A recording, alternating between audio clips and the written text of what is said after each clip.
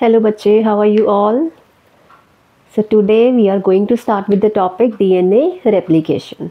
Experiments हमारे हो चुके हैं, right? So main topic has been started now कि DNA replication means making the copies of DNA. अब DNA अपनी copies कैसे बनाएगा ये हमने study करना है. Now we know that कि वॉटसन एंड क्रिक अपना DNA मॉडल कब लेकर आए थे? In which year did they brought this double stranded double helical structure of DNA? In 1953. Yes. अब 1953 में जब Watson and Crick double helical structure of DNA को लाए, उसी टाइम उन्होंने ये चीज़ भी बता दी कि DNA अपनी कॉपी बना सकता है. How? Because base pairing rule अपने पास आ चुका था. Just see here, that is if we have a DNA with 2 strands, पता है डबल हेलिकल स्ट्रक्चर है, 2 strands of DNA. Let's assume this is A, this is T, this is G and this is C. तो अगर हमें इसका opposite क्या होगा, what will be the complementary base pair of it? A के सामने T, T के सामने A, G के ऑपोजिट C एंड C के opposite G. That means if we know the one of the strand, तो हम उसकी कॉपी बना सकते हैं. यही चीज़ वॉटसन एंड क्रिक ने बोली कि DNA से कॉपी बनाना पॉसिबल हो सकता है. Okay, that means one strand base pairs, if we know, it is possible to make the copies of DNA. और हमें पता है जब बेटर जेनेटिक मटेरियल की बात हुई थी तो हमने क्या देखा था, that which is the better genetic material? DNA is the better genetic material. Why? क्योंकि वहाँ पे भी हमने बात की थी replication is possible. जो अच्छा जेनेटिक मटेरियल है वो रेप्लिकेट हो सकता है. तो DNA से ये चीज़ आ गई. अब इस चीज़ को प्रूव नहीं कर पाए थे वो. 1953 में we got the double helical structure of DNA. Immediately Watson and Crick said the same thing, but after 5 years इसका experimental proof लेकर आए थे Michelson and Stahl. When in 1958 experimental proof of replication, and in which way? Semi conservative replication. अब ये जो मैंने आपको बोला कि from one strand another strand can be prepared. Another strand means one strand remains conserved and a new strand will be formed. This is called as semi-conservative replication of DNA. Fine? चलो, let's start semi-conservative replication of DNA or Michelson and Stahl experiment. Michelson and Stahl experiment.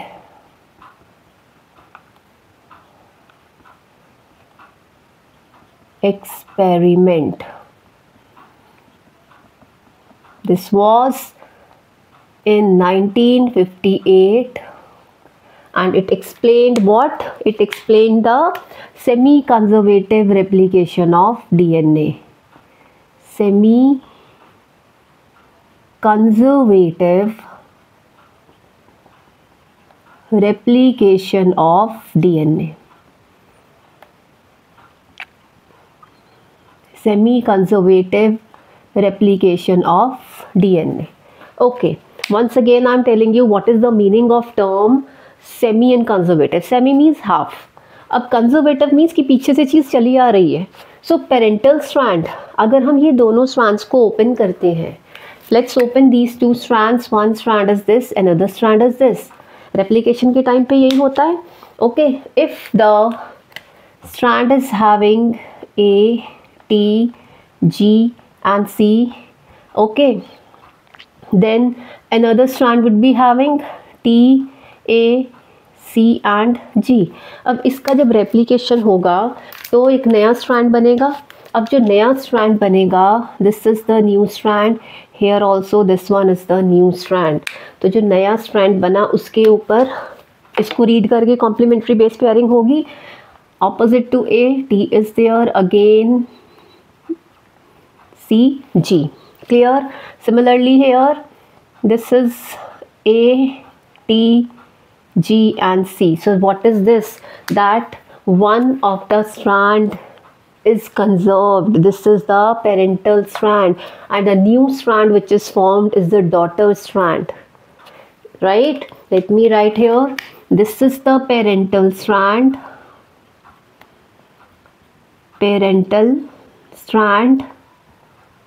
and this one is the daughter strand. This is the daughter strand.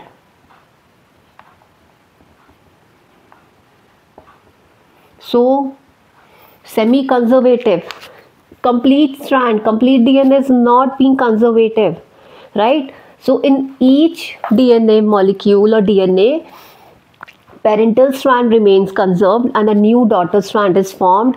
This is called as semi-conservative replication of DNA. And experimental proof was given by Michelson and Stahl. They did experiment. किसके साथ किया? What was the experimental material? In which year? 1958. Now let us study. Fine? चलो. So what was the experimental material? Their experimental material was E. coli. E. coli is a bacteria, and we know that average time of division of E. coli is 20 minutes. तो इसलिए उसको ज़्यादा देखा जाता है, ठीक है. अब इसमें और क्या यूज़ किया, क्या किया गया देखो ज़रा. ई कोलाई को एक पेट्री प्लेट पे रखा. This is a petri plate and this E. coli was cultured here. It was allowed to grow. It was allowed to divide here in this culture medium.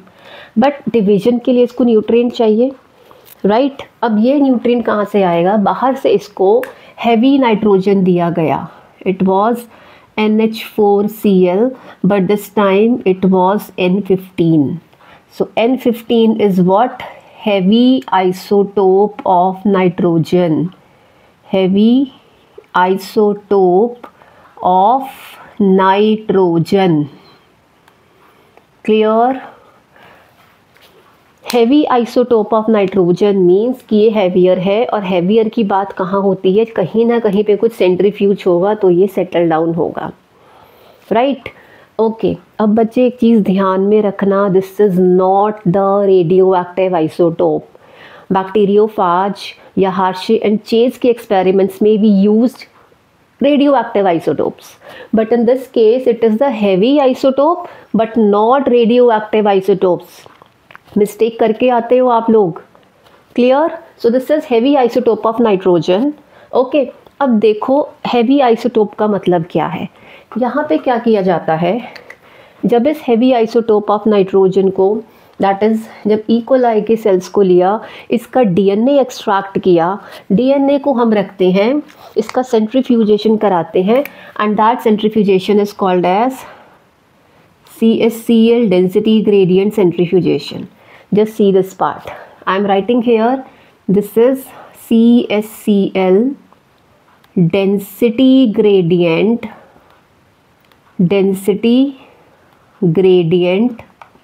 centrifugation.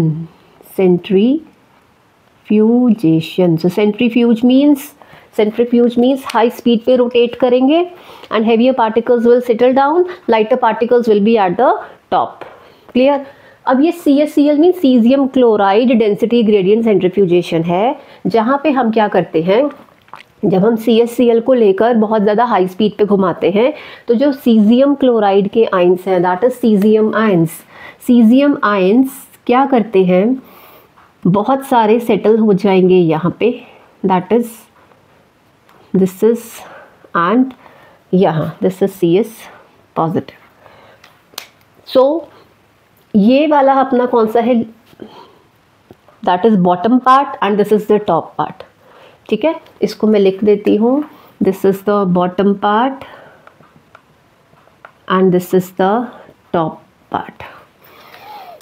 Now what will happen, अब बहुत सारा CSCl यहाँ पे जाके इकट्ठा हो गया और यहाँ पे हमें क्या मिलेगा, लेस अमाउंट. तो ये एक ग्रेडियंट सेट हो चुका है, राइट. अब हम क्या करेंगे, when we will extract the DNA from E coli, इसको हम रन करेंगे CSCl डेंसिटी ग्रेडियंट सेंट्रीफ्यूजेशन में. तो डीएनए जो पोजीशन लेगा आकर, because it is carrying heavy isotope of nitrogen, तो हेवी विल सेटल डाउन. तो ये जो पोजीशन लेगा उससे हमें पता चलेगा कि CaCl का अमाउंट यहाँ ज़्यादा है, that means it is heavy isotope, right. For example this is, we know heavy isotope है। अब हमने इसको सेंट्रीफ्यूज कराया, इसने ग्रेडियंट लिया यहाँ पर, ये यहाँ के बैठ गया, राइट। अब so what is this, I am telling it from starting. We have taken E coli को ग्रो कराया in which medium, NH4Cl। Nitrogen इसमें कौन सा लिया, heavy isotope of nitrogen which is N15, and it was grown for many generations,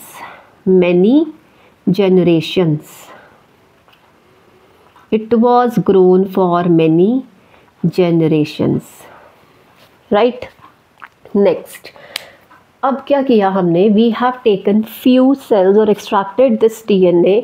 एक तो हमने यहाँ पे देख लिया that this is heavier isotope and it settled at the bottom. Now what is done, some of the DNA was taken, E coli cells were taken, ठीक है, हमने कुछ ई कोलाई सेल्स को लिया एंड इसको हमने कराया grow in the next petri plate. अगली पेट्री प्लेट में हमने इन ई कोलाई सेल्स को ग्रो कराया again, but in this time the medium which was given, that was normal isotope of nitrogen, it's normal isotope of nitrogen, and what is its called, it is called as N14 nitrogen, N14, which is lighter, it is N14 medium and it is normal isotope of nitrogen, and it is light in weight, it is lighter।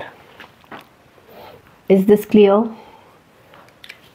ठीक है, अब इसको क्या कराया, इस medium में grow कराया and after 20 minutes क्या किया, बिकॉज दैट इज एक डिवीजन कराया ई कोलाई का, so it was taken after 20 minutes, it was seen on this density gradient centrifugation, हमने इसका कराया और चेक किया कि इसका क्या लेवल आता है, ये कहाँ जाके सेट होता है।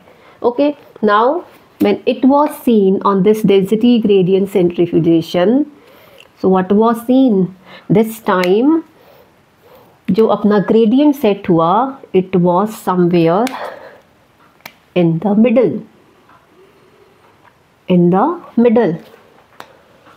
ओके। अब मिडल में आने का मतलब क्या है, मतलब कहीं ना कहीं पे if it is heavier DNA, ये वाला DNA ना ज़्यादा लाइट है और ना ज़्यादा हैवी है, दैट मीन्स इसकी डेंसिटी क्या है, it is of moderate density. Clear. अभी मिचेल्सन एंड स्टॉल रुके नहीं, दे अगेन उन्होंने फिर से N14 में ही ग्रो कराया, उन्होंने अब कोई मीडियम चेंज नहीं किया, and again after 20 minutes, that is total time is 40 minutes, total time is 40 minutes. यहाँ से स्टार्ट करेंगे तो टोटल क्या हो जाएगा, 40 minutes. What was seen, I am writing it here, that is, let me tell you, यहीं से हम उठाते हैं कि फ्यूज सेल्स को फिर से लिया, they grew this E. coli on the same medium, ठीक है, इसी मीडियम में चलता रहा, but for your ease I am making it again, ये हमारा सीरीज में आ जाएगा। Okay, so now again the medium is NH4Cl but it is N14, and again after 20 minutes, that is now we can say after 40 minutes, 40 minutes के बाद हमें क्या दिखा, सेंट्रीफ्यूज करके अपने पास क्या आए, दो बांस आए, one was someone here, somewhere it was here, that is, और थर्ड अपने पास आया, that is second band was here. मतलब इस बार हमें कोई हैवी नहीं मिला बट एक लाइट भी आ गया साथ में। मतलब इस बार क्या हुआ, लाइटर कंपोनेंट भी रेडी हुआ, सेम मीडियम प्रोवाइड करके कुछ नया रिजल्ट आया। Okay, let's see the explanation.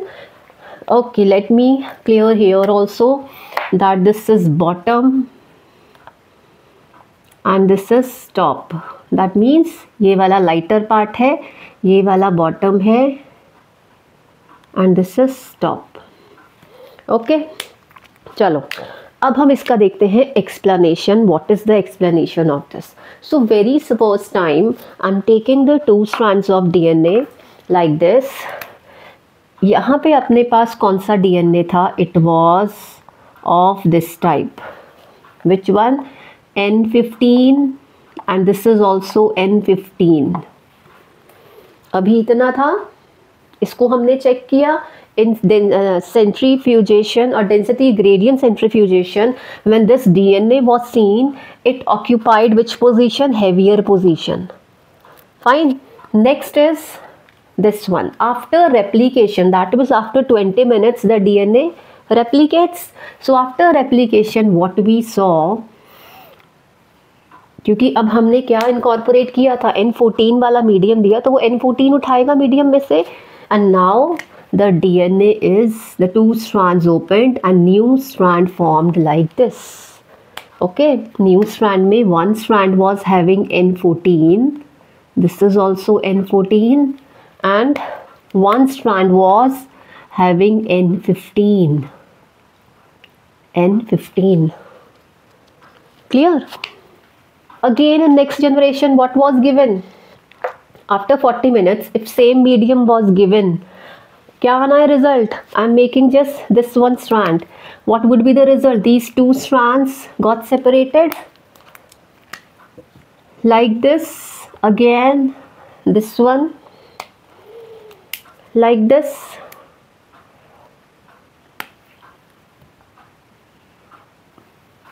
Clear? These are these 2 strands and these 2 strands are here. अब इनका क्या बनेगा? So one is like this and these 2 strands are like this. तो आ गई अपने पास एक पोजीशन ये वाली. So this is of moderate density and this is of lighter density. This is N14, N14, again N14, N14, this is N14, N14 and 1 strand of DNA with N15, क्योंकि उसको दोबारा से मीडियम नहीं मिला N15 का. Fine, so let us label it. This is what, heavier DNA. This DNA is heavy DNA because here heavier isotope of nitrogen was used. This one, this is a hybrid DNA. This type of DNA is called as hybrid DNA. ये वाला जो DNA है hybrid DNA है. And this is called as lighter DNA. This DNA is called lighter DNA. Right? अब what is the observation and what is the result? How did they concluded to this part that there is the replication of DNA is semi-conservative. Now see here, heavier DNA. Okay, then again second में हमें यहाँ पे मिला. अब उन्होंने देखो chances could be there कि 14 में ग्रो करके ये मिलता या सीधा अपने पास हैवी आता. हैवी वाला आना चाहिए था अगर वो पूरे का पूरा कंजर्वेटिव होता. बट हमें सेकेंड डिवीजन में क्या मिला, बीच में स्ट्रैंड मिला. दैट इज़ कहीं ना कहीं पे एक पेरेंटल स्ट्रैंड आ रहा है and one is the new strand which is the daughter strand. So this hybrid DNA actually tells us about the semi conservative replication of DNA, that one of the parental strand remains conserved and a new daughter strand is formed. Is it clear? So this experiment is what? Mendelssohn and Stahl experiment. Experimental material is E. coli. We know that E. coli is a prokaryote. So Meselson and Stahl ने एक prokaryote use किया था। उन्होंने semi conservative replication of DNA को prokaryotes में बताया था, proof किया था। Here you have to remember, next thing that you have to remember, again and again I'm telling you, no radioactive isotope was used. It is simple, heavier isotope of nitrogen was used here. Clear? Okay. अब आती है बात बच्चे in the case of eukaryotes. Fine. Eukaryotes में क्या हुआ? Eukaryotes का आपको पूरा एक्सपेरिमेंट पढ़ने की ज़रूरत नहीं है, just few things you need to remember which are given in your NCERT. This is in case of eukaryotes. In case of eukaryotes, first of all experiment किसने किया? Taylor et al. Name of the scientist is Taylor et al. Et al means the team. Taylor के साथ जो भी उसके colleagues थे, उसकी पूरी टीम थी, तो उन्होंने मिलके they are called as Taylor et al. Clear? किसमें किया? Vicia faba. Experimental material was Vicia फाबा.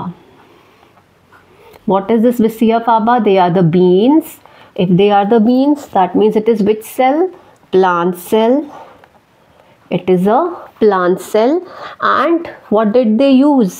उन्होंने रेडियो एक्टिव थाइमिडीन यूज़ किया था. They used radioactive thymidine. In this case, radioactive thymidine was used.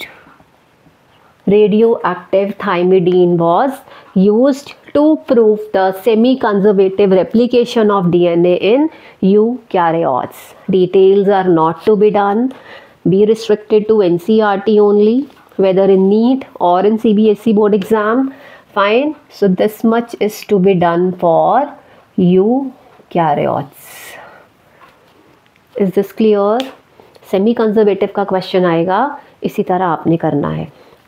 Now let us study the replication of DNA. What is the actual process of replication of DNA, right?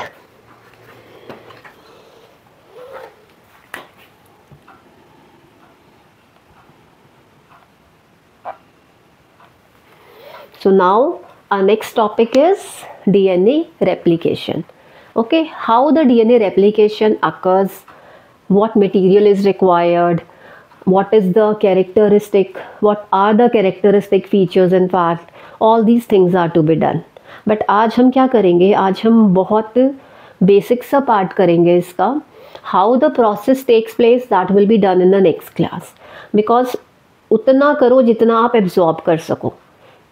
Now be ready with your notebooks. Notes आपके हाथ में होने चाहिए. Okay, little bit complicated. नई चीज़ें पढ़ोगे, new terms will be there. That's why we will proceed in a slow manner. 2 parts में ये topic complete होगा. आज उतना करेंगे जितना आप आज ही कर सको. Right? चलो, DNA replication की कुछ कैरेक्टरिस्टिक फीचर्स पढ़ेंगे फर्स्ट ऑफ ऑल. अब DNA replication हम किस में पढ़ने वाले हैं? बेसिकली प्रोकैरियोट्स में. ओके, बट कुछ कैरेक्टरिस्टिक फीचर्स हैं जो हमने पढ़ने हैं डीएनए रेप्लिकेशन में. So first is it is semi conservative. Semi conservative, ये हमें पता चल चुका है that DNA replication is semi conservative. अच्छा, एक और चीज़ आप लोग मिस्टेक करते हो, आप लोग बोलते हो DNA is semi conservative. Is DNA semi-conservative? No, DNA replication is semi-conservative. So do take care, DNA replication is semi-conservative. Second, more and most important part, that DNA replication is semi-discontinuous. Semi-discontinuous. Okay, meaning of this term will be explained in the session. अभी पता चल जाएगा semi discontinuous का meaning क्या होता है. Third, DNA replication हो, चाहे आप आगे भी पढ़ोगे, ट्रांसक्रिप्शन पढ़ोगे, जितना कुछ भी होता है वो सबकी डायरेक्शन क्या होती है? 5-2-3-. This is the direction is 5-2-3-. These are some important terms और we can say characteristics जो आपको एक पेज पे लिख लोगे, दिमाग में, माइंड में बिल्कुल सेट हो जाएगा. ओके, अदरवाइज़ क्या होगा, पढ़ते जा रहे हैं फिर भूल गए. तो ये सारी चीज़ें कैरेक्टरिस्टिक्स अगर आपको शुरू से पता है, यू विल नेवर फॉरगेट. और आपके 1 मार्क के क्वेश्चंस, MCQs ऐसे हो जाएंगे, राइट. चलो, DNA replication is semi discontinuous 5-2-3- direction.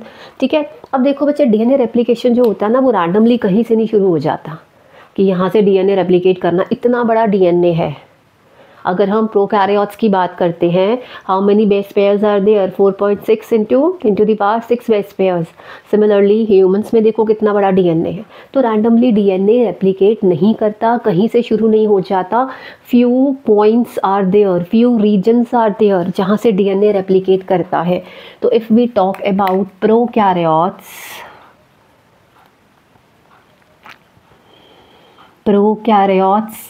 and eukaryotes, देखो उन रीजन्स को क्या बोलते हैं, they are called as origin of replication. For example prokaryote, इसमें हम ई कोलाई का DNA ले लेते हैं. ठीक है. रेप्लिकेट करना मीन्स ये स्ट्रैंड्स को ऐसे है, स्ट्रैंड्स को ओपन करते जाना. अब प्रोकैरियोट्स में ई कोलाई का DNA, मान के चलो दैट आपके पास 2 थ्रेड्स हैं. 1 थ्रेड आपने पूरा सर्कल में ले लिया और सेकंड थ्रेड भी ऐसा लो जो पूरा सर्कल में हो और दोनों को कर दो अटैच. अब ट्राई करो कि ऊपर से आप इनको ओपन अप करना शुरू कर दो, तो कुछ ऐसे होगा open up. Okay, open up होना शुरू होगा तो वो कुछ ऐसा दिखेगा. It would be seen like this. अभी तो ये ऐसा है. This is a double stranded circular DNA होता है ई कोलाई का, प्रोकैरियोट्स का. बट जब रेप्लिकेट करेगा तो ये कैसा हो जाएगा, it would be like this.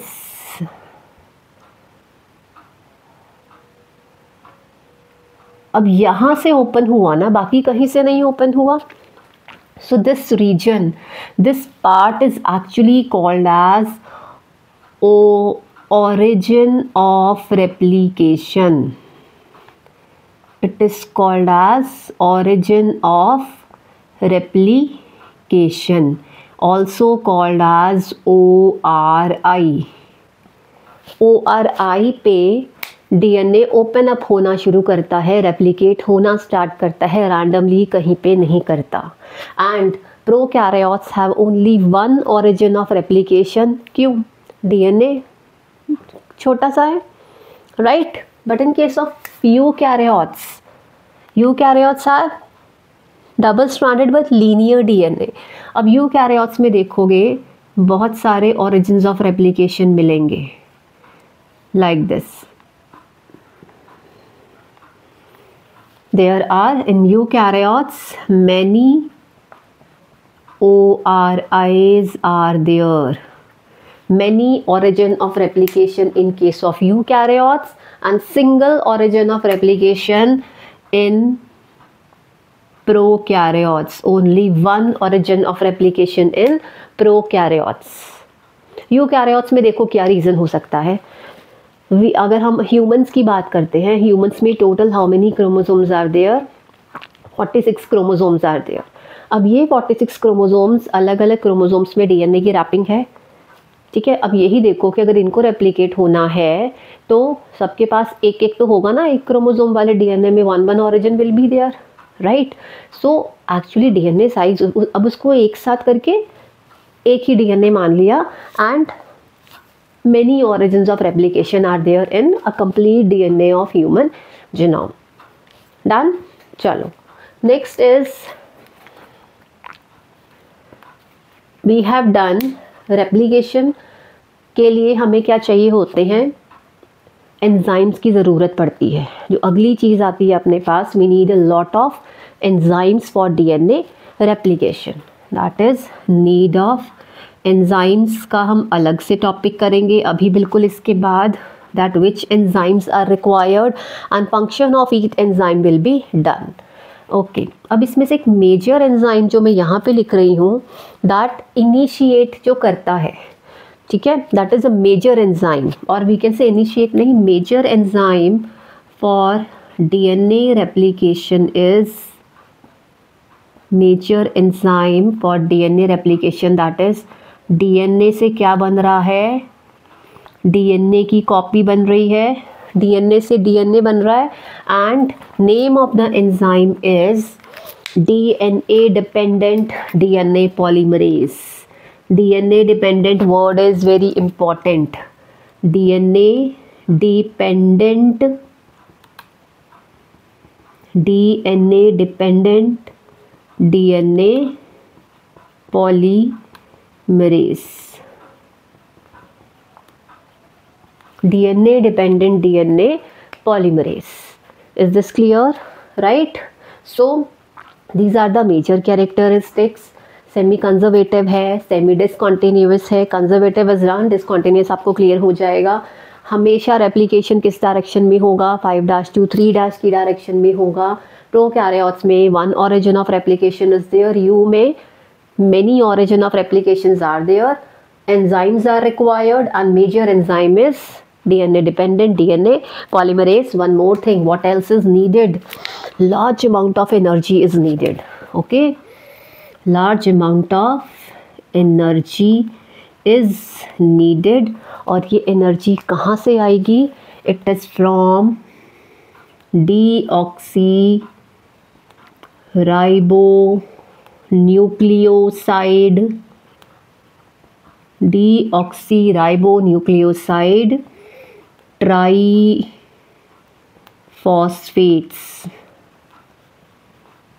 deoxyribonucleoside triphosphates, और इनको हम क्या बोलते हैं, they are called as DNTPs, DNTPs, deoxyribonucleoside triphosphates, they are called as DNTPs. That means adenine, thymine, guanine, cytosine cell के अंदर होंगे ना, तो ही तो पॉलीमरेज उनको उठाएगा और ऐड करता जाएगा। ओके, DNTPs क्या है, okay, they are the source of energy also and they are acting as a substrate also. ये क्वेश्चन बहुत इम्पॉर्टेंट है कि एनर्जी का सोर्स डीएनए रेप्लिकेशन में क्या है। So this is DNTPs, similarly which are acting as a substrate, DNTPs. Is it clear? Fine. चलो, now let us start with the enzymes and all these requirements. Fine, let's start now. इसका meaning भी करेंगे because आप लोगों ने DNA का structure पढ़ा है तो वो आपको समझ में आ जाएगा, that is not actually confusing. Fine, चलो, so our topic is requirements. What are the basic requirements, और अगर आपको आज ये क्लियर हो गया, ये आपने लर्न कर ली सारी requirements, then DNA replication is just a piece of cake for you people.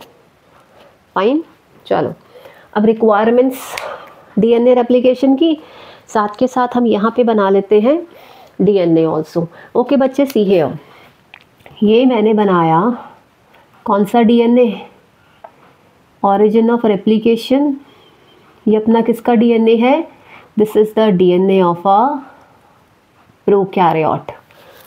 ठीक है, अब एक साथ सारा डीएनए ओपन नहीं हो जाता। डीएनए अगर रेप्लिकेट कराना है, this are the 2 strands of DNA, इनको हमें क्या करना है, रेप्लिकेट कराना है। First of all the main work is to open up the DNA. DNA के दोनों स्ट्रैंड्स को खोलना पड़ेगा, बट ये दोनों स्ट्रैंड्स को खोलना is not an easy task. सबसे पहले सारा का सारा डीएनए ओपन अप नहीं हो जाता, पार्ट्स में ओपन अप होता है, बिकॉज सारा ओपन अप हो गया तो it will be cumbersome process, DNA strands टूट भी सकते हैं। Right, we know that DNA is a thread like structure, parts में होगा ये सारा काम। तो to make this thing easy for you, आपकी एनसीईआरटी ने क्या किया है, and what I am going to do is I am breaking this E coli DNA into 2 parts. मैंने इसको 2 पार्ट्स में ब्रेक कर लिया, and the part which we are going to study is this one only, ये वाला हम पढ़ेंगे। तो एक वाई शेप स्ट्रक्चर निकल कर आ गया। Can you see this Y shape structure? तो यही वाई शेप स्ट्रक्चर हम अभी स्टार्ट करेंगे। ओके, तो this is the open Y shape structure here and this. Okay, this is polarity 3' to 5' and 5' to 3'। ये तो पता है हमें, एंटी पैरेलल है स्ट्रैंड्स। फाइन, चलो अब बात आती है सबसे फर्स्ट रिक्वायरमेंट। ये डीएनए अभी हमारा ओपन अप नहीं है, इसको सोचो ऐसे है, अब इसको ओपन करना है, तो ओपन करने के लिए कोई एंजाइम आना चाहिए। ओपन करेंगे, पता होना चाहिए ना कि ओपन करना है, अपने आप कैसे ओपन हो जाएगा? बाहर तो हम टेम्परेचर हाई कर देते हैं, 2 strands ओपन अप हो जाते हैं, but inside the cell how the 2 strands get open up? That is with the help of enzyme, and the major DNA opening enzyme is that open up the 2 strands, means 2 strands are joined by hydrogen bonds। उन hydrogen bonds को कौन तोड़ता है? Helicase enzyme. So very first enzyme is helicase. ये देखो, ये helicase आना शुरू हो गया। ये ऐसे सोचो, these 2 strands were like this, helicase लगा, ORI was there, ये ORI वाली पोजीशन है, हेलिकेस चलना शुरू हुआ and it opened the 2 strands of DNA, right? So very first enzyme I'm writing here, first enzyme is helicase। First enzyme is helicase, and what is the function of helicase? Break the hydrogen bonds, break H bonds and open 2 strands of DNA, and open the 2 strands of DNA, right? चलो ये चीज़ होनी शुरू हो चुकी है। Next, अब helicase तो move करता जा रहा है। हेलिकेस ने तो ये खोल दिए, आराम से जाके बैठ गया कि मेरा इतना काम हो गया, मैं तो आगे चलूँगा, पीछे का मेरा कोई मतलब नहीं है, चाय वाय पी रहा है आराम से। नाउ द पॉइंट इज, ये जो स्ट्रैंड्स ओपन हुए हैं, एच बॉन्ड्स ही तो हैं, ये दोबारा से बॉन्ड हो सकते हैं, दे कैन ज्वाइन अगेन। तो इनको भी तो रोकना है जुड़ने से, अदरवाइज बेचारे हेलिकेस ने जो भी काम किया है, इतनी मेहनत से दोनों स्ट्रैंड्स को अलग किया, क्या हुआ? All in when. तो अब हेलिकेस के फंक्शन को कंटिन्यू करने के लिए, that means to prevent the 2 strands from rejoining, there is another enzyme, और we can say there are some proteins which are called as single strand binding proteins. ये अपनी यहाँ पे आके ये प्रोटीन्स जुड़ जाती हैं, these are the single strand binding proteins. अब ये क्या करेंगी? ये बचाएंगी, they will prevent the 2 strands from rejoining, उनको जुड़ने से बचाएंगी, राइट? चलो, so second, we need single strand binding proteins, single strand binding proteins which are also called as, बड़े प्यार से उनको क्या बोला जाता है? SSBPs, single strand binding proteins, and their function is to prevent the strands from rejoining, prevent the 2 strands of DNA from rejoining हो गया जी, ठीक, डन। चलो, ये तो अपना काम हो चुका है। ORI पे पता चला हेलिकेस को कि यहाँ ओपन करना है, हेलिकेस चला, स्ट्रैंड्स को ओपन किया, इन स्ट्रैंड्स को उन्होंने कहाँ, सिंगल स्ट्रैंड बाइंडिंग प्रोटीन्स ने उन्हें अपनी जगह पे होल्ड करके रख दिया। अब देखो ओपन अप हो रहा है ना डीएनए अगर आगे से ओपन अप हो रहा है तो व्हाट विल हैपन? और क्या हो सकता है? जो बिल्कुल आगे वाला पार्ट है डीएनए का, देखो अभी हमने इजी फॉर्म में बनाया है, बट एक्चुअली में डीएनए आगे से कैसा है? It is like this, it is in this form,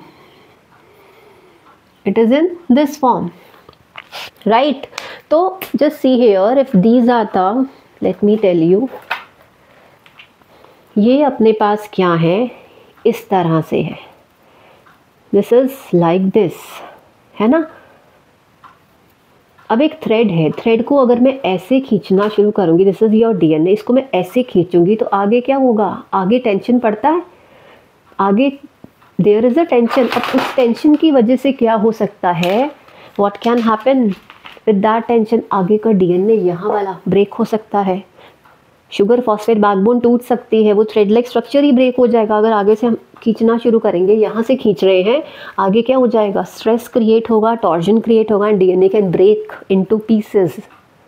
तो इस चीज़ को रोकने के लिए there is one more enzyme जो होता है अहेड ऑफ रेप्लिकेशन फोक और front of the replication fork. उसके आगे क्या होता है, there is an another enzyme which is called as DNA gyrase. Name of the enzyme is DNA gyrase. Let me write here. सारे enzymes लिख लेते हैं. This is DNA gyrase. देखो बच्चे प्रोकैरियोट्स में this enzyme is called DNA gyrase. ये क्या करता है, टेंशन को रिलीव करता है ahead of replication fork. Clear हुई चीज़? ओके, इसका another name is topoisomerase. Another name is topoisomerase.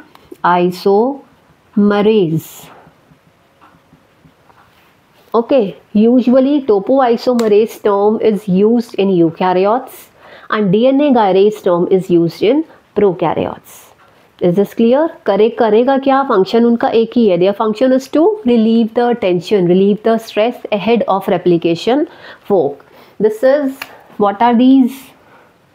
These are SSBPs, single strand binding proteins, right? These are single strand binding proteins. What is this? This is helicase. Which enzyme is this? Helicase, which is opening the two strands. SSBPs preventing the strands from rejoining, and DNA gyrase, it is relieving the tension ahead of replication fork or in front of replication fork. So here we are writing the function of next enzyme. This is DNA gyrase. DNA gyrase. And its function is to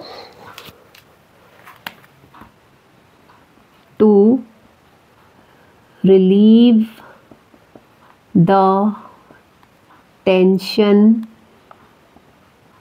ahead or in front of replication fork. In front of replication fork. Okay. First of all ये फोक क्या है? फोक, ये जो अपना बनाना, this is a फोक, ये अपना फोक like structure होता है and this complete is replication fork. That is this Y shaped structure is called as replication fork. Is this clear? तो relieve the tension in the front of replication fork. अब ये सब कुछ हो गया, ठीक है. अब इसके बाद क्या होगा, इसके बाद आएगा अपना डीएनए पॉलीमरेज. ये ओपन अप हो गए, DNA polymerase will come and it will start adding the DNA. ठीक है, सॉरी, एडिंग द डीएनए नहीं, adding the nucleotides. So major enzyme is, let me tell you, DNA polymerase. इसकी हमने बात already कर ली है. DNA polymerase is a major replicating enzyme. DNA polymerase, and DNA polymerase का काम क्या होता है? To add the nucleotides, to add the bases. ये बेसिस को ऐड करता जाएगा, ATCG, to add the bases in the DNA. और another we can write replicating enzyme. And one more thing I told you कि अगर DNA के बारे में आया, DNA polymerase आया, तो you have to write it is DNA dependent. Why DNA dependent? Because it is dependent on DNA. इसको एक DNA का strand चाहिए ताकि वो उसके जैसा, उसके कॉम्प्लीमेंट्री में बेसिस ऐड करके एक डॉटर स्ट्रैंड रेडी कर सके. That means it is reading the DNA and making a new strand. That's why it is DNA dependent. Clear? Next is DNA ligase is there. DNA ligase is the enzyme. Okay. अब DNA ligase का काम क्या होता है? ये join करता है DNA strands को. छोटे छोटे स्ट्रैंड्स जो DNA के होते हैं उसको हम जब हम एक्चुअल में रेप्लिकेशन स्टार्ट करेंगे पढ़ना, process of replication, then you will get to know that what are those DNA strands. So just we will write here, it is join the DNA strands, join the DNA strands, or we can say that DNA ligase का काम होता है phosphodiester bond बनाना. ठीक है, makes which bond? Phosphodiester bond, diester bond. ये चीज़ याद रखना. कहाँ कुछ फ्रैगमेंट्स होते हैं और we can say another term is it joins Okazaki fragments. ये क्या होते हैं हम पढ़ेंगे. It joins Okazaki fragments. Clear? Okay, right बच्चे. अच्छा, अब एक चीज़ देखो, हमने अभी जो पीछे पढ़ के हटे हैं, we have use the term DNTPs. ठीक है, डीऑक्सी राइबो न्यूक्लियोसाइड ट्राईफॉस्फेट. अब डीऑक्सी राइबो न्यूक्लियोसाइड ट्राईफॉस्फेट है, लेकिन वो कहाँ से आ रहा है, वो कैसे बन रहा है, वो टर्म आपको यूज़ करना ज़रूरी है. बिकॉज हम डायरेक्टली नहीं बोल सकते कि adenine is use, guanine is use, thymine and cytosine are the substrates. ये पड़े होते हैं, पॉलीमरेज इनको उठाता है. नो, बिकॉज ये DNTPs they are acting as a substrate and energy source as well. Right, तो इसको उस फॉर्म में चेंज होना पड़ेगा. नाउ लेट अस स्टडी ये DNTPs क्या है. चलो, let me tell you here only what we have done. हमने एक स्ट्रक्चर पढ़ा था DNA का. ठीक है, दिस पार्ट ये बार बार हमें पढ़ना पड़ता है because this is the base. Okay, for example I am telling you this is first carbon, this is second. अगर ये DNA है तो इसके सेकेंड कार्बन पे क्या है? Only H. एंड 3' पे थर्ड कार्बन पे there is OH. Fifth carbon I am not showing, but मैं इतना बता रही हूँ कि इसके फिफ्थ कार्बन पे फॉस्फेट है. 5' पे फॉस्फेट इज़ देयर. ठीक है, एंड फर्स्ट कार्बन पे इसके क्या अटैच है? For example adenine is attached. अब देखो, ये हमारा पूरे का पूरा क्या बन गया? This is called as nucleotide. This structure can be called as nucleotide. इसको हम क्या बोल रहे हैं? न्यूक्लियोटाइड बोल रहे हैं. न्यूक्लियोटाइड क्योंकि ये सारे का सारा इंक्लूड कर लिया. और क्या हम इसको बोल सकते हैं? What else we can call it? Can we call it as nucleoside monophosphate. ये देखो, ये हटा दिया, sugar and base, sugar and base, ये क्या बनता है? Nucleoside. Fine, sugar and base is forming nucleoside, and अगर हम इसमें single phosphate is there, so can we call it as nucleoside monophosphate? It can be written as nucleoside monophosphate. And we are studying the structure of DNA. So it is what? Deoxy. It is deoxyribonucleoside, deoxyribonucleoside monophosphate, and it is also deoxyribonucleotide. It is also deoxyribonucleotide. Is this part clear?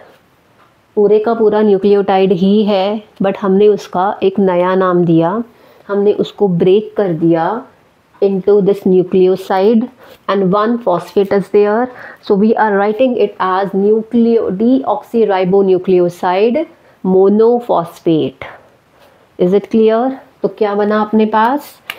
We have DNMP deoxyribonucleoside monophosphate. अगर हम adenine लेंगे so it is DAMP, ठीक है. If it is guanine it is DGMP, D for deoxy. If it is cytosine CMP, and again if it is thymine it is TMP. ये वाला part clear है. मोनोफॉस्फेट्स. अब क्या कर रहे हैं हमने एक एंजाइम ऐड किया इसमें, phosphorylase.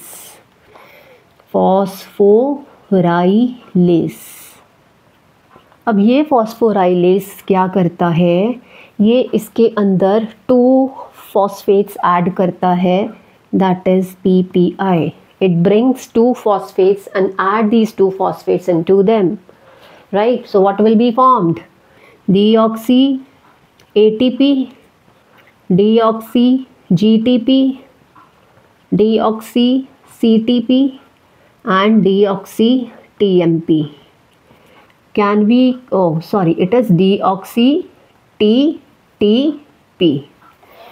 Now deoxy adenosine triphosphate, deoxy adenosine triphosphate, deoxyguanosine because it is a nucleoside. देखो अगर हम न्यूक्लियोटाइड बोलेंगे ना, let me give this name, तो इनको कलेक्टिवली हमने क्या बोल दिया, DNTPs बोल दिया. सी हेयर, अब ध्यान से सुनना. जब इसमें 2 फॉस्फेट ऐड हो गए और हम इसको पहले से ही क्या बोल रहे हैं, डीऑक्सीराइबोन्यूक्लियोटाइड बोल रहे हैं, तो डीऑक्सीराइबोन्यूक्लियोटाइड के साथ ट्राइफॉस्फेट आएगा. टाइड में this is also added, phosphate is also added, so it will deoxyribonucleotide diphosphate. 2 phosphates जब ऐड हुए तो डाईफॉस्फेट बनेगा. तो उसको ईजी करने के लिए, because ATP is a rich source of energy, हमें एनर्जी सोर्स चाहिए, बॉन्ड बनेंगे, ठीक है, एनर्जी की ज़रूरत पड़ेगी, तो for that we need this ATP. ये ऐड करने की ज़रूरत थी. क्लियर हुआ? एंड इसी वजह से हम क्या बोलते हैं इसको, डीऑक्सीराइबोन्यूक्लियोसाइड. और जब आगे 2 फॉस्फेट्स ऐड हो गए, that is these 2 P's have been added, तो ये क्या बन गया, ट्राईफॉस्फेट बन गया. That's why they are called DNTPs.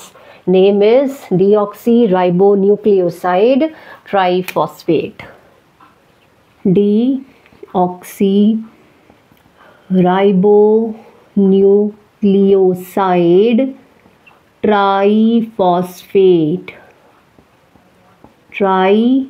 triphosphate. So do take care of this thing. आप कभी भी डीऑक्सीराइबोन्यूक्लियोटाइड वर्ड यूज़ नहीं करोगे. Clear? Is this much part clear? नहीं होगा तो एक बार फिर से थोड़ा सा पीछे जाके वीडियो को दोबारा से देखना. राइट? चलो, all this is done. So these are the major enzymes. Helicase, opening the 2 strands of DNA, breaking the hydrogen bonds. Single strand binding proteins prevent the strands from rejoining. Gyrase tension को relieve करता है, DNA को break होने से बचाता है. Polymerase is the major replicating enzyme, इसकी भी अभी बात करते हैं. DNA ligase joins the DNA strands with the help of phosphodiester bond. Then we need the energy source, ठीक है, and this is DNTPs. They are acting as they are the source of energy. Again I'm writing substrate plus source of energy.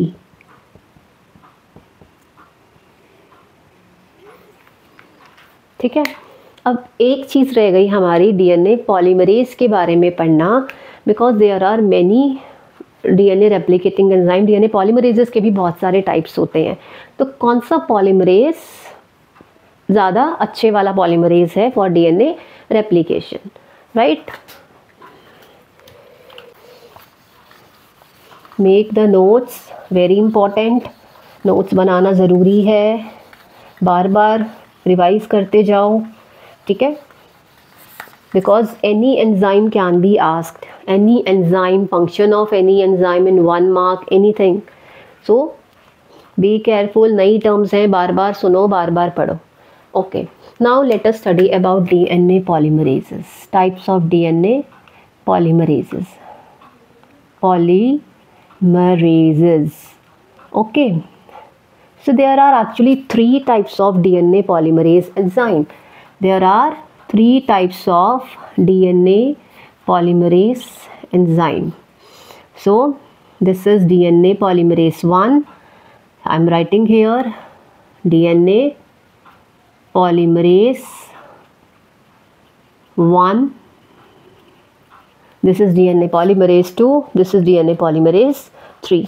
अब जो DNA polymerase 3 होता है, it is major replicating enzyme. ये कौन सा enzyme है? It is the major replicating enzyme, ठीक है। अब और क्या होता है? अब रेप्लिकेशन कौन सी डायरेक्शन में होता है? आई am writing here replication. Replication in which direction? Yes, it is 5' to 3'. 5' to 3'. Okay, देखो ये तीनों का काम क्या होता है? पॉलीमरेजेस हैं, सो रेप्लिकेशन का वर्क तीनों ही परफॉर्म करते हैं। These 3 perform the replication in 5' to 3' direction easily. But the point is, why DNA polymerase 3 is the major replicating enzyme? Okay, now see here. सबसे बड़ी बात आती है इसकी स्पीड की। अगर मैं यहाँ लिखूँ तो जो ये वाला एंजाइम है, it adds 1000 bases per minute. ये क्या ऐड करता है? 1000 बेसेस ऐड करता है 1 मिनट में, राइट। 2 की बात करते हैं, it adds only 50 bases per minute, 50 bases per minute. But if we talk about DNA polymerase 3, it adds 2000 base pairs per second. It adds 2000 base pairs per second. Is it clear? अब देखो कितना fast चल रहा है। ऊपर हमारा जो है, see here, this is DNA, this is the DNA 3' to 5' और 5' to 3' में हमारा ये नया स्ट्रैंड बन रहा है। Let me make this a new strand. ये हमारा न्यू स्ट्रैंड है, ठीक है। DNA polymerase is reading this strand and is running in this direction. तो कितना फास्ट चल रहे हैं? बहुत ज़्यादा फास्ट चल रहे हैं। ये वाला 1000 बेसिस पर मिनट, दिस इज 50 बेसिस पर minute and it is 2000 base pairs, means double पर सेकेंड, 1 सेकेंड में। तो सोच के देखना, like this is my hand, यहाँ पे क्या है? ये अपना डीएनए पड़ा हुआ है, ठीक है। This is my DNA. इसने क्या किया? Which one? DNA polymerase 3। ये क्या कर रहा है? फटाफट, ये क्या है? यहाँ से इसने, इसका ये वाला पार्ट, इसने क्या करना है? Here is a pocket. यहाँ से ये बेसिस को उठाएगा और यहाँ ऐड करता जाएगा। उठाया, ऐड किया, उठाया, ऐड किया, डीएनए आगे चला, उठाया, ऐड किया, डीएनए आगे चलता गया। तो क्या हो रहा है? इतना फास्ट चल रहा है, चांसेस आर देयर मिस्टेक हो सकती है। इसको अगर 1 सेकेंड के लिए भी इसका बेस नहीं मिला, ए के सामने टी की ज़रूरत है, अगर इसको टी नहीं मिला तो ये कुछ और भी लगा सकता है, because it is running very fast, इतनी तेज़ चल रहा है। So it can add any wrong base. तो उसको ठीक करने के लिए एक प्रूफ रीडिंग मैकेनिज्म होना चाहिए, राइट। तो वो वाली चीज़ भी होती है। सो नेक्स्ट पार्ट अपना क्या आता है? प्रूफ रीडिंग, ठीक है बच्चे। Next part is proof reading. Let me erase this part. Proof reading of DNA.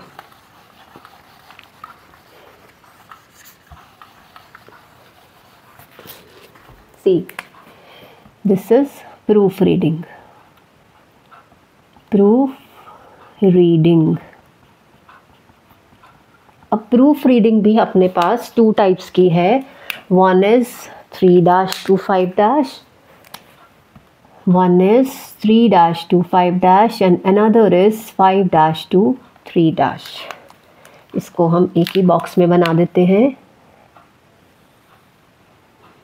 Proof reading is of 2 types. Clear? See here, ध्यान से देखो. अब रेप्लिकेशन तो हो रहा है 5- to 3- में. जो नया स्ट्रैंड बन रहा है it is in 5- to 3-. Fine. These 3 enzymes I told you इतना फास्ट चल रहा है तो मिस्टेक का चांस हो सकता है. अब ये जो है आगे गया. For example we are talking about DNA polymerase 3. It is the major replicating enzyme. ये ऐसे भाग रहा है 5- to 3- डायरेक्शन में. क्या हुआ? एक स्टेप पीछे आ सकता है. ये आगे जा रहा है. It can move 1 step back. अगर इसको पता चल गया कि पीछे मैं एक रॉन्ग बेस लगा के आया तो वो जल्दी से क्या करेगा? आगे जाता जाता एक स्टेप पीछे आएगा, सही बेस उठाएगा, उसको लगा लेगा. Is that clear? तो ये वाली चीज़ किस में है? तीनों एंजाइम्स में ये वाली कैरेक्टरिस्टिक है. Proof reading in 3- to 5-. ये तीनों ये काम कर सकते हैं. DNA पॉलीमरेज 1 भी कर सकता है, 2 भी कर सकता है एंड 3 भी कर सकता है. आगे जा रहे हैं, पीछे आए एंड करेक्ट किया. नाउ द पॉइंट इज, अब चलते चलते चलते चलते ठीक है, आगे करेक्शन करता कौन जाएगा? दैट इज़ 5- to 3- डायरेक्शन में मूव करते करते उसी रास्ते पर बिना पीछे मुड़े करेक्शन कौन करता जाएगा? That is only one enzyme, which is DNA polymerase 1, 5- to 3-. and this activity is not in any of these enzymes. बाकियों में नहीं है ये characteristic. That's why DNA polymerase 1 and 2 ज़्यादातर प्रूफ रीडिंग में काम करते हैं and DNA polymerase 3 is the major replicating enzyme. Is that clear? Major replicating enzyme is DNA polymerase 3. Rest 2 they work in proofreading and 5- to 3- वाली activity किसमें है? Only DNA polymerase 1. Is that clear? So your task is that you have to read all these enzymes, learn करो, function of each enzyme should be done, concept of deoxyribonucleoside monophosphates, okay, and triphosphates as well, so that in next class when we will actually start the replication of DNA you should know all these things, right? So all the best, take care.